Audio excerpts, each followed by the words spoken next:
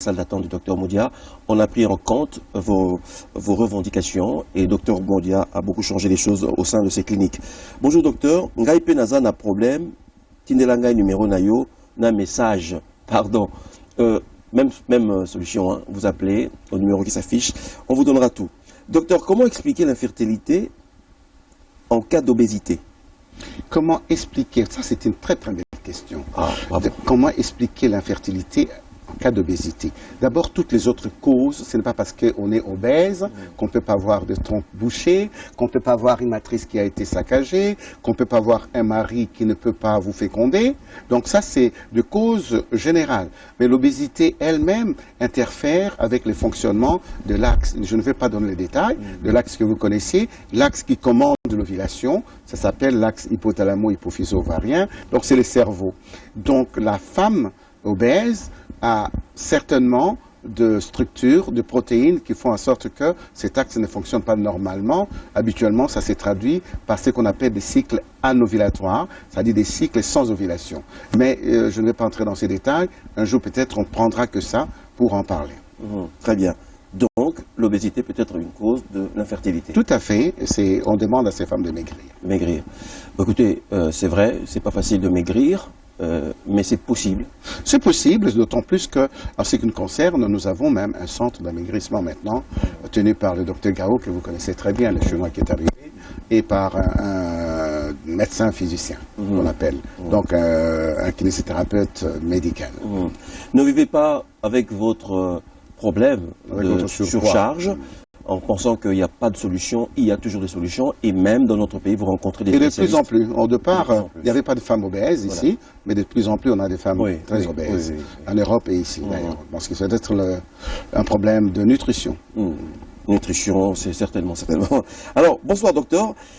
Mes cycles changent de mois en mois. Que puis-je faire? Les cycles doivent changer de mois en mois en termes de date.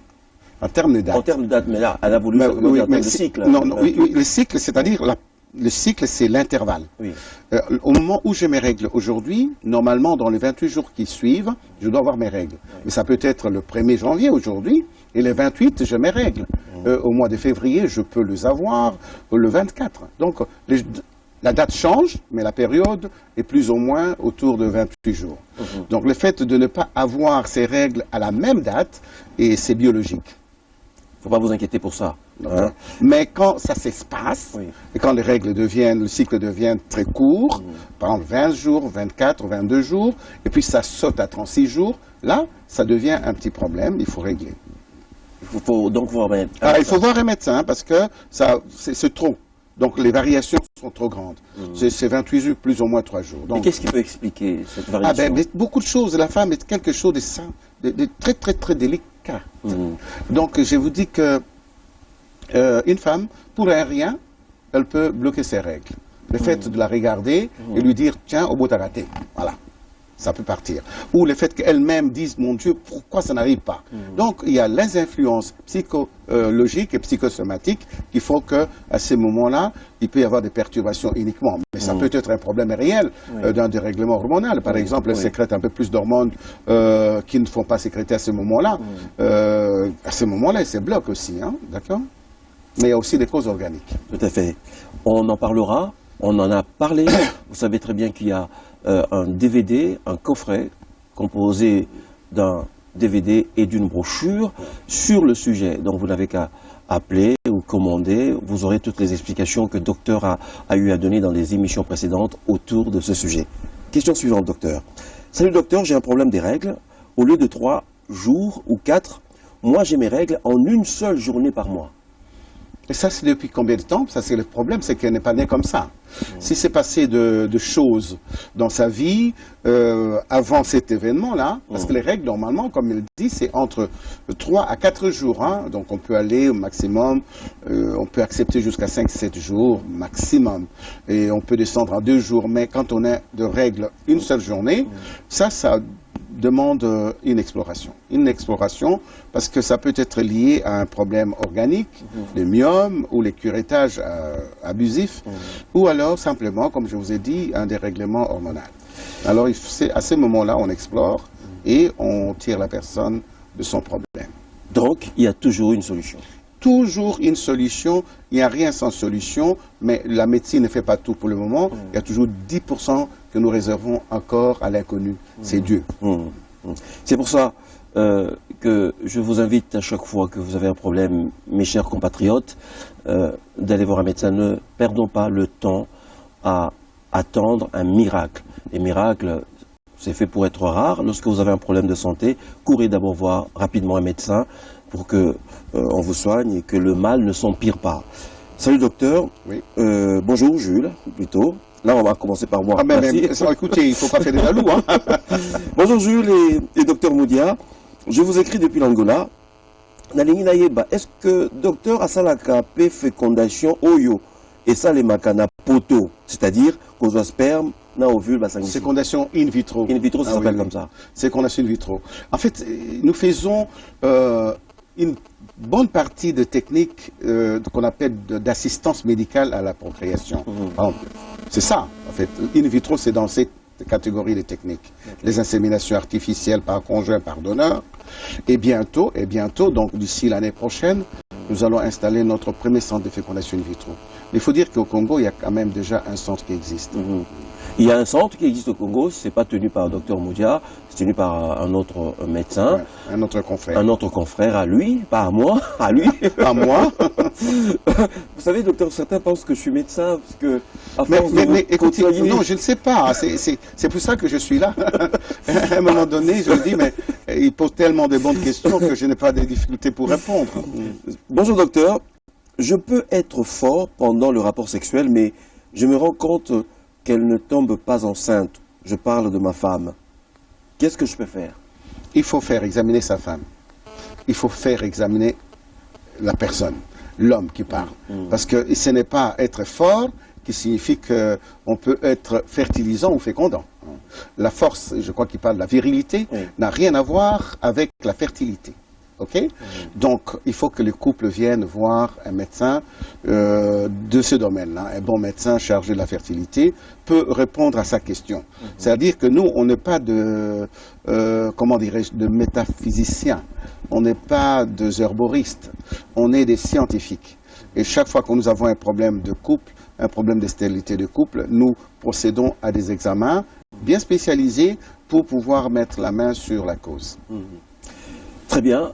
Donc, là encore, il y a une solution, vous l'avez compris, mais ce n'est pas la faute de la femme, forcément.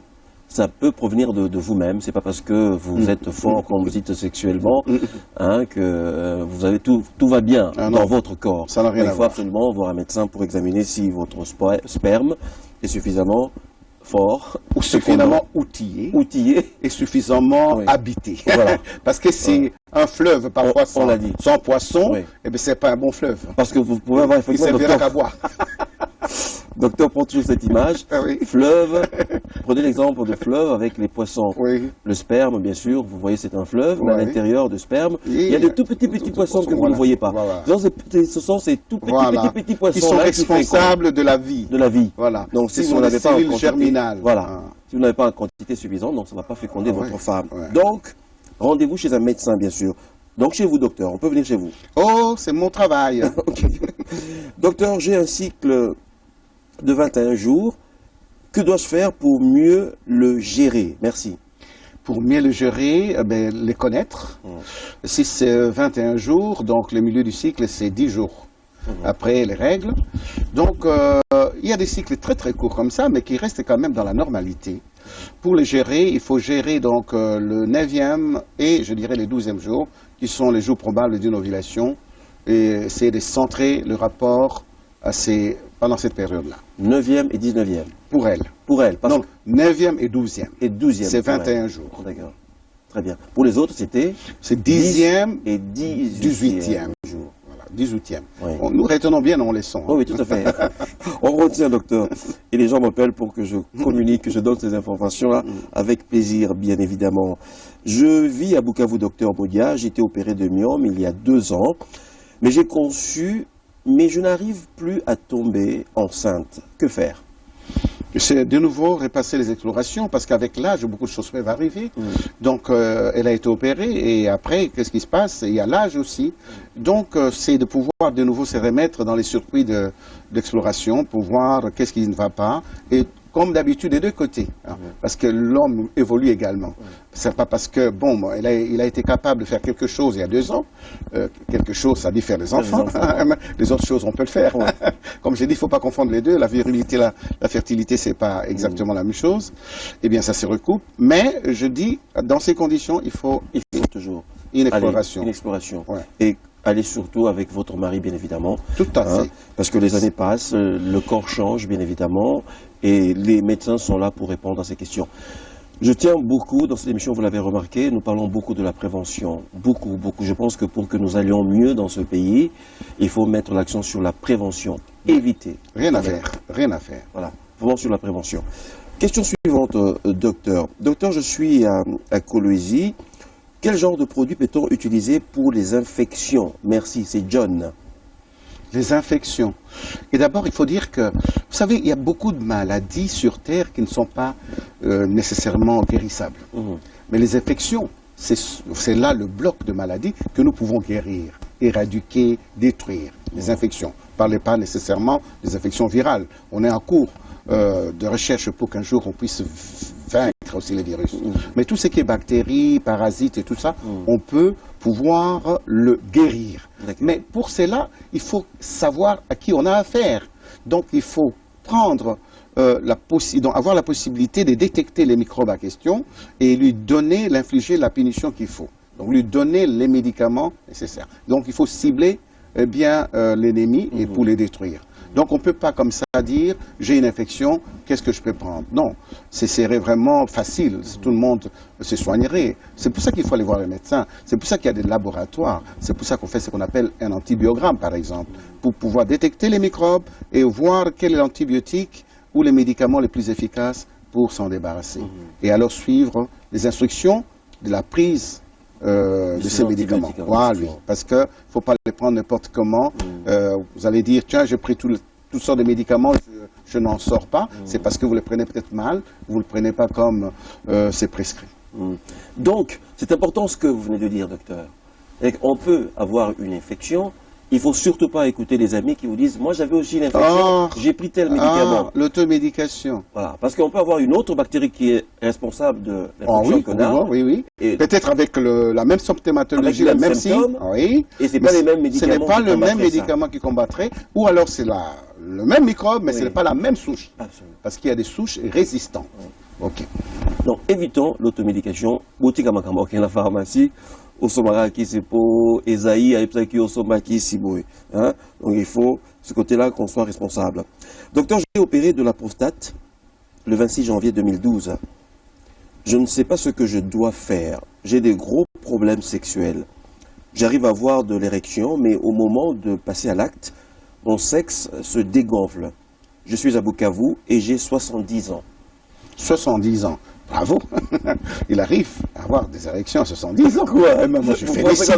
Non, moi, je trouve que... Non, pas du tout. Ça n'a rien à voir. Je dis, mais il y en a, déjà à cet âge-là, qui sont fatigués. Hein. Pour lui, lui il s'est bien entretenu. Il s'est bien entretenu. Oui. Donc, je crois que là, c'est un problème qui nécessite un examen serré. Donc, il faudra peut-être qu'il puisse se permettre un jour... Vous savez... quand je parle d'andrologie, je parle de sexologie, je parle d'urologie, donc il y a deux médecins spécialisés dans chacun de ces secteurs. Oui. Moi, par exemple, en tant que gynéco, lorsque j'aborde un problème et que je ne sais pas trouver une solution, je passe la main. Parce qu'il y a d'autres spécialistes qui existent. Les andrologues, les urologues, parce que ce sont ces gens-là qui opèrent les prostates. Oui. Alors, ces gens-là sont disposés, mais la plupart de ces gens sont concentrés malheureusement à Kinshasa. Parce qu'il y en a trop peu à l'intérieur du pays.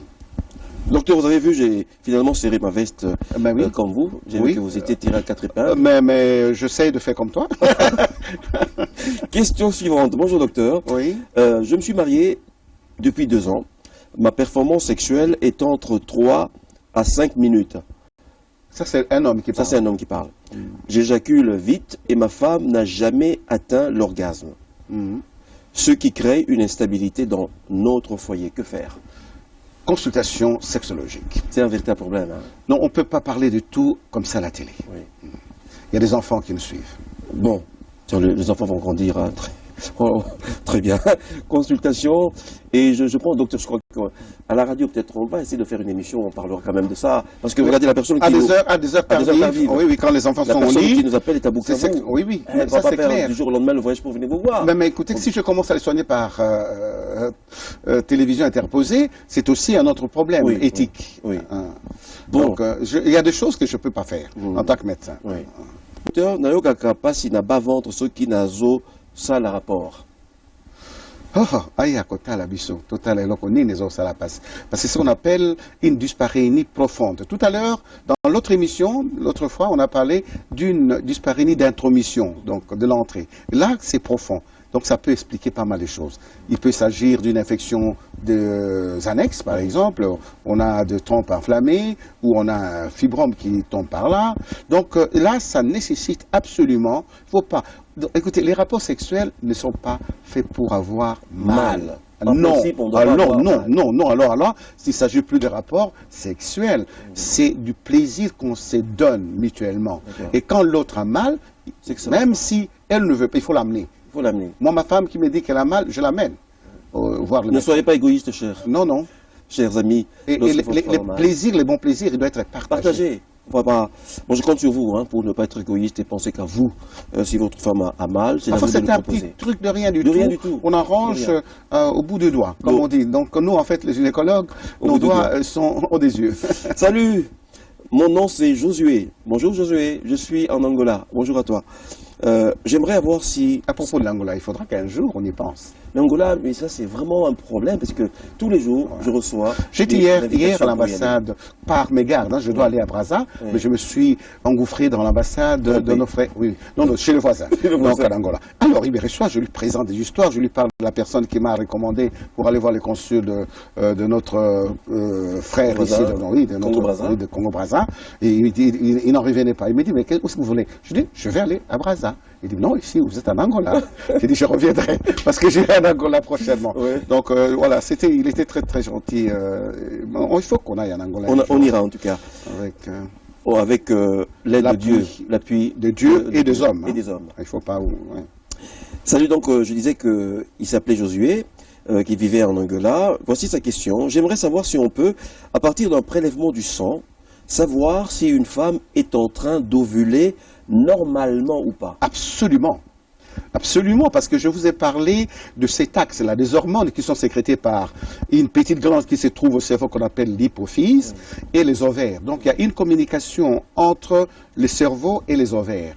Et à un moment donné du cycle, au milieu du cycle, il y a un équilibre parfait qui fait qu'il y a déclenchement de l'ovulation. Si on dose une hormone qu'on appelle estradiol en périovulatoire, je peux dire exactement. Mais d'ailleurs, c'est ce que nous utilisons comme monitorage lorsque nous faisons ce qu'on appelle la stimulation ovulatoire, la stimulation des ovaires, pour pouvoir déclencher l'ovulation dans l'assistance médicale en procréation. Donc on dose les hormones pour savoir si cette femme peut ovuler ou pas. Je peux aussi doser les hormones pour dire que cette femme n'ovule pas. Je peux aussi dire que cette femme est en train d'aller vers la ménopause. Donc la prise de sang, c'est ce qui nous aide à voir clairement dans ces genres de problèmes. Très bien, docteur. Deux dernières questions avant de terminer cette émission et pour revenir après, c'est-à-dire la semaine prochaine, pour continuer à répondre à vos questions. Bonsoir, docteur. Je vis à Libreville, au Gabon. J'aimerais avoir un deuxième enfant, car le premier a 12 ans et depuis, pas de grossesse. Nada. Elle n'a pas changé de mari, elle n'a pas changé de partenaire. Elle n'a pas dit. Il faut qu'elle dise si elle a changé de partenaire, il se peut que le nouveau ait des problèmes. Mais si c'est le même, il peut aussi arriver qu'il y ait des problèmes entre-temps. Donc elle-même aussi peut avoir posé des problèmes. On peut, vous savez, une femme peut ne pas avoir la manifestation claire d'une infection, parce qu'elle fait une infection à bas bruit, qu'on appelle une infection à chlamydier. Donc ce sont de microbes très petits et qui ne sont pas très bruyants, comme la gonococcie ou comme autre chose, comme uniquement, bêtement, la mycose. La mycose, vous l'attrapez aujourd'hui, hein, mais quand c'est un candidat par exemple, vous allez vous gratter, vous n'allez pas dormir. Mais il y a des microbes qui vous envahissent, sans que vous le sachiez, mais qui sont transmis par les sexes. Donc à ces moments-là, après, au bout de 12 ans, je crois qu'il ne faut pas attendre longtemps. Parce que l'âge avance. Il faut que, encore une fois, prendre le chemin de l'hôpital. Bon, je connais docteur très gentil, hein, il peut peut-être vous accorder une consultation. Appelez quand même au téléphone. Mais elle est au Gabon. Allez au Gabon. Dernière question, docteur, avant de terminer cette émission, elle nous parvient d'un jeune homme qui s'appelle Michael. Alors, j'ai 18 ans, mais je n'ai jamais connu des rapports sexuels. Je suis par contre les films pornographiques et j'arrive ainsi à éjaculer. Est-ce que je suis malade? Écoutez, s'il était malade, il n'éjaculerait pas, mais simplement il est faible d'esprit.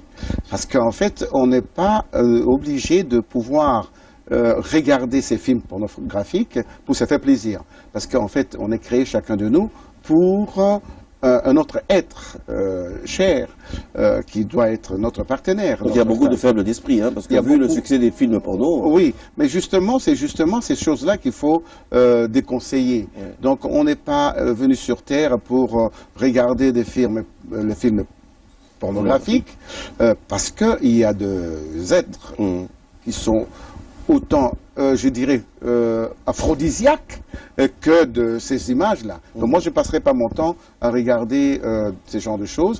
Je lui conseille de pouvoir continuer à se conserver comme il le fait. C'est à féliciter, mais pour... prier et tomber sur pour quelqu'un, la femme de sa vie. Oui, c'est vrai.